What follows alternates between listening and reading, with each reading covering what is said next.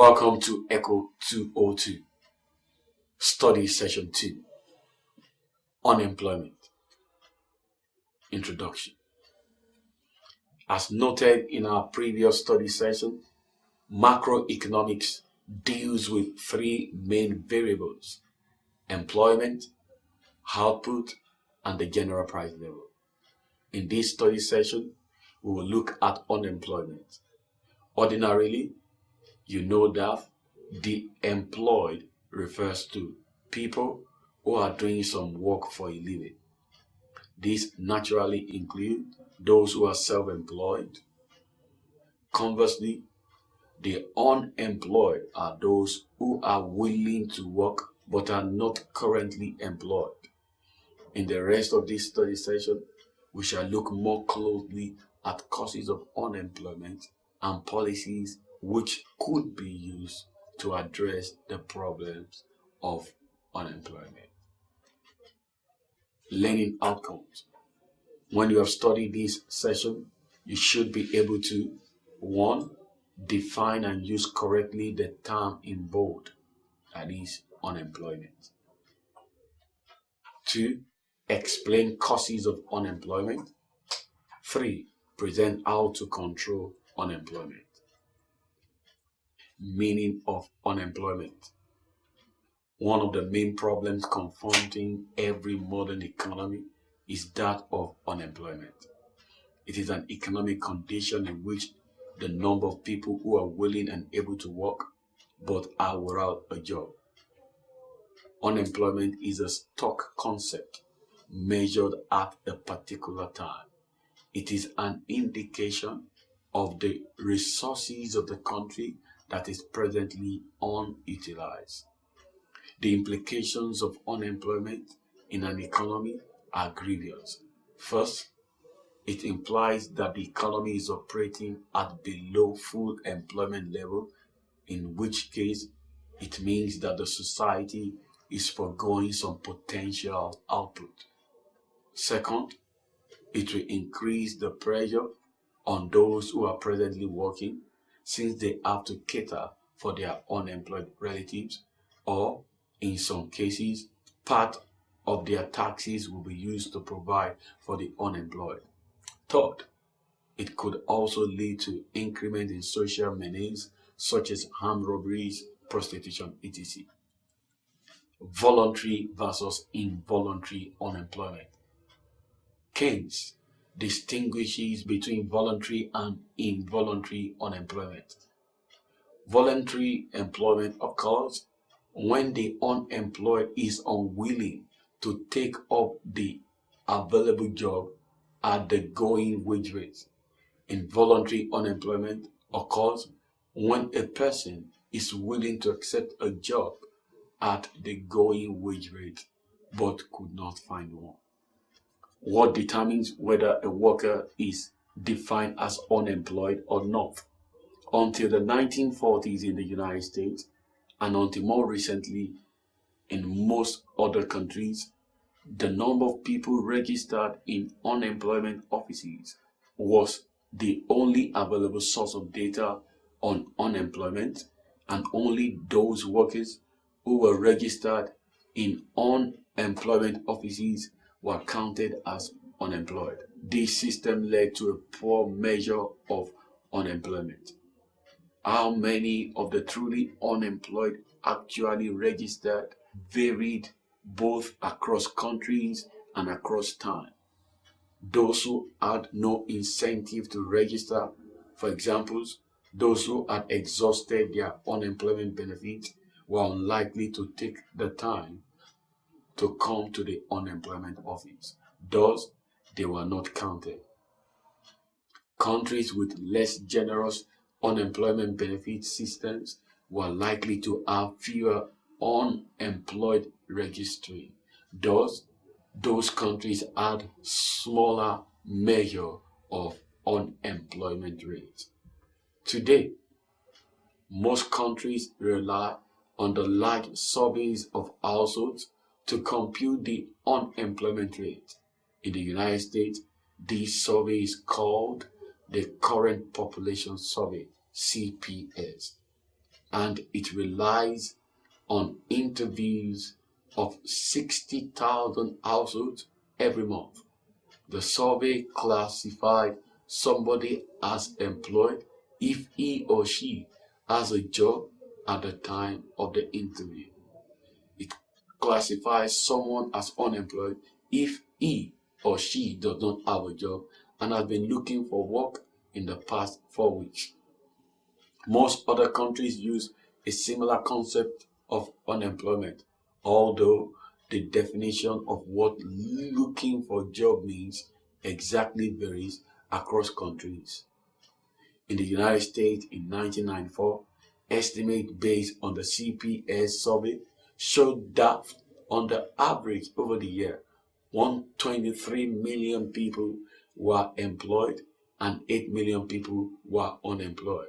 The unemployment rate was thus 8 over 123 or 6.1%. Note, an important characteristic of the definition of unemployment rate. Only those looking for work are counted as unemployed. Those who are not looking are counted as not in the labor force. But when unemployment is high, many of those without jobs simply give up looking for work and those are no longer counted as unemployed. These people are known as discouraged workers. To take up an extreme case, if all workers without a job gave up looking, the unemployment rate would equal 0, and the unemployment rate would be a very poor indicator of what is happening in the labor market. This extreme case does not hold, but a milder version is present. Typically, high unemployment is associated with many workers dropping out of the labor force. Equivalently, a high employment rate is typically associated with a low participation rate, defined as the rate of the labor force to the total population of working age. Since the start of economic reform in Eastern Europe in the early 1990s, unemployment has increased, often dramatically, but equally dramatic has been the drop in participation rates.